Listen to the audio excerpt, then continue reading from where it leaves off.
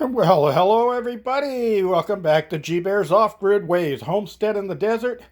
And it's August something, 16, I think.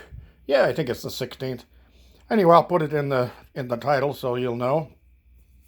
And just stepped inside because I just climbed out of the tote-cuzzi, but I had to stick my phone in the refrigerator for a little while because it was getting way too hot. And why did I say it's getting way too hot? Well, right here. A little while ago, this was 115. It just dropped to 114. And that's hot. There's 2 days in a row I've seen 115 on here.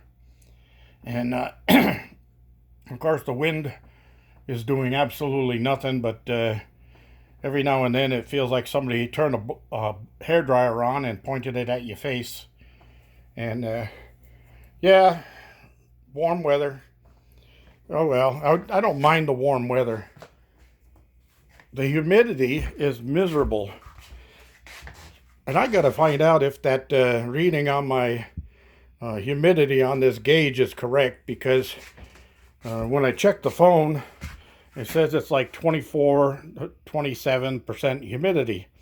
I look on here and it says 11. I don't know. What the heck. But I've got 3 different thermometers here, and they all say 114 on them. So that's pretty much saying that it's 114 degrees. And wow. Talk about hot. I was going to put together a little swamp cooler, but with this monsoonal moisture running through here and humidity up so high, it's not going to do me much good at all. So I wanted to show you one other thing. I don't have the filter running right now. I just got out of here and I shut it off for a little while. But look how nice and clean the water stays with that filter on there. Nice and crystal clear all the way to the bottom. You drop a penny down there, you could read the date. So, yeah, that's nice. The water temperature right now is just about 85 degrees in there. And that's a interesting little concept I came up with of how to use an evaporative cooler to capture the moisture you're using to evaporate and cool something and put it back into the water. Now, how would you do that? So I did come up with a little idea and a drawing on that, and it's going to be one of my projects down the line, because that would be interesting to be able to cool that tub down without evaporating the water into the air and losing the water. So I got a way of capturing that evaporated water as it evaporates off of the evaporator and pump it back into the main water source so that it doesn't get lost. So in other words, I'm going to have airflow coming through my evaporative cooler, but I'm going to be capturing that airflow on the other side and pumping it back into the water and cooling the water at the same time as putting the water back into the tub. Not a bad idea, huh? Kind of a perpetual motion type thing. Run it in circles. All right, come over here. Let's see what's going on. All right, so something I'm trying, I just attempted, was that one MPPT controller right there. That's the one that came with this resistor, because it also has a place on the top to connect a turbine, and then connect a resistor beside the turbine, and that's supposed to do everything that this does. I never liked it because it doesn't distinguish between your turbine input and your solar input.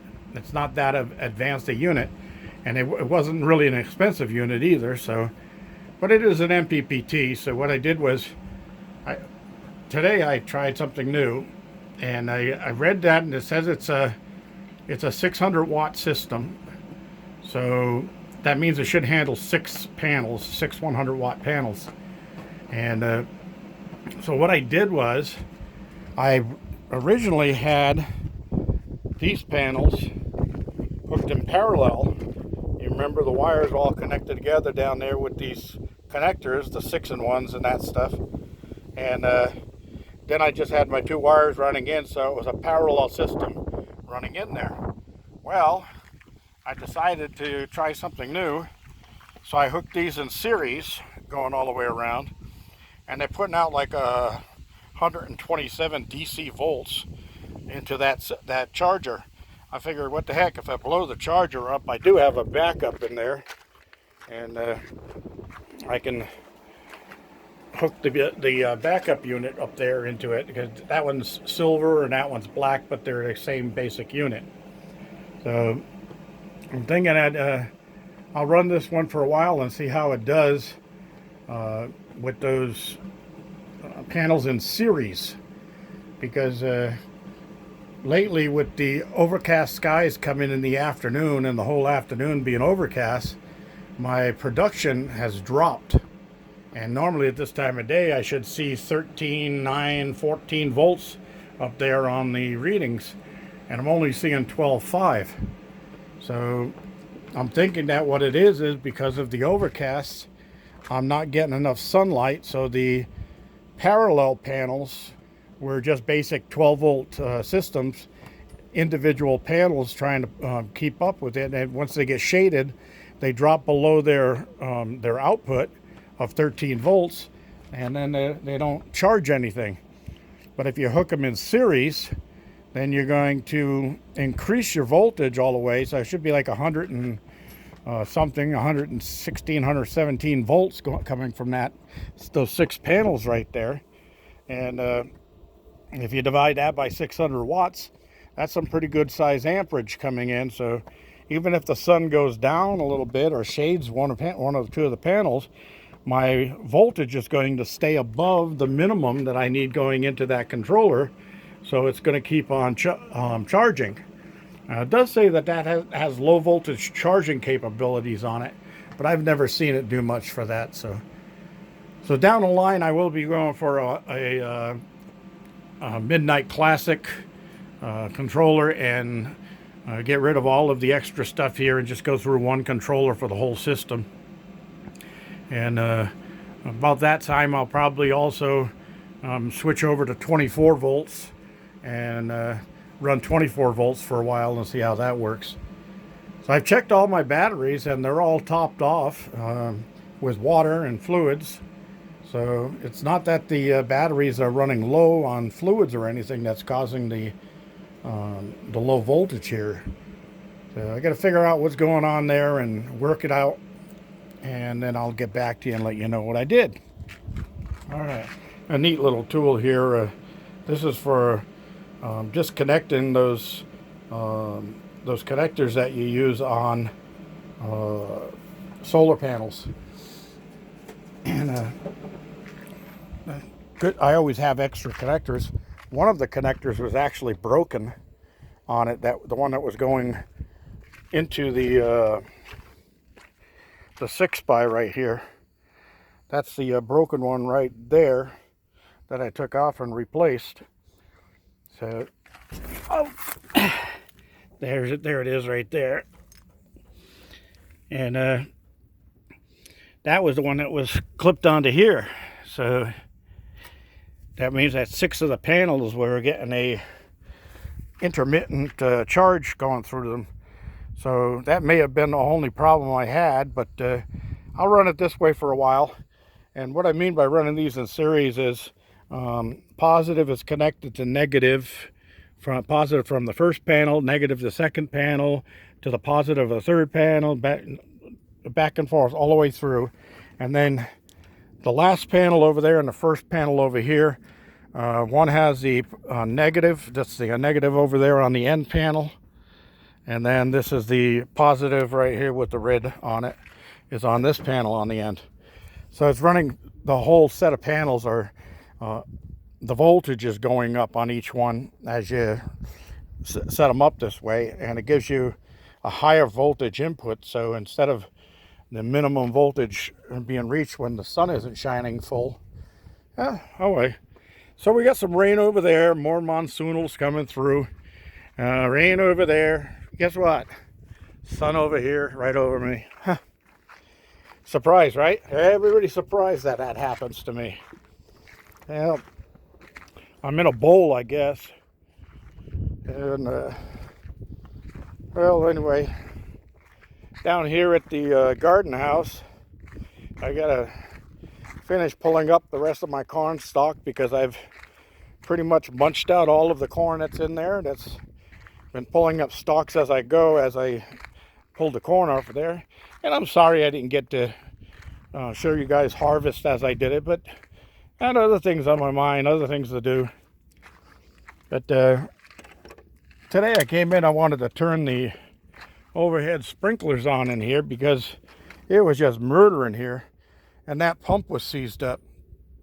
So I pulled it apart on the front end, and the rubber impeller that's in there was swollen for some reason. I don't know why, but I took that out of there, and each one of those pumps at Harbor Freight comes with a replacement impeller and gasket for that cover right there. And I just changed it over, set it up, and it was working just fine. So I still got some tomatoes going. I got to cut all these dry leaves and dead branches off. But it's just been so hot and humid, you don't want to do anything like that. And by the time the sun sets, you know, now it's sun setting earlier. The sun sets and it's cooled down. It's time to eat and then do another tote-cuzzi soak, and then it's bedtime. Get up and do it all over again. So anyway, I got some of the tomatoes are starting to get some fresh sprouts coming off of them. So I'll cut all the dead stuff off and get the new fresh sprouts running up there, and probably get another crop of tomatoes off of it before the end of the season. The grapes are all gone. Ate up all those grapes. They were good. Oh my God, those are good grapes. And I got one pear left here. I'll be eating that. I ate all of the peaches off of there. Been eating cabbage off of here.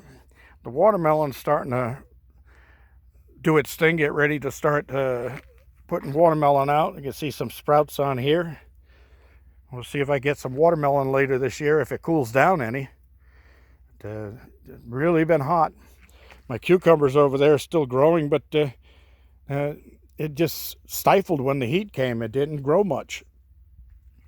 And this heat wave is supposed to keep on going, 115 for the next couple of days. It's been 2 days of 115 now. I got another day on its way, another day or two. I think the Thursday is supposed to let up. So, not much fun. And the girls over there, I got their wading pools full with water. I refill them every day, make sure they got water to stand in. And then I drained off one of my rain barrels into their yard and soaked all the dirt down, and they were digging holes in the dirt and mud and laying down in the cool evaporating water coming out of the soil. So they're doing their thing. That's about it. I'm going to go inside, get myself a cold one, and then come out and do another tote-cuzzi soak. I tried working in the shop, but even with the doors open and a fan running in there at 115, just too hot to do anything. G-Bear signing off.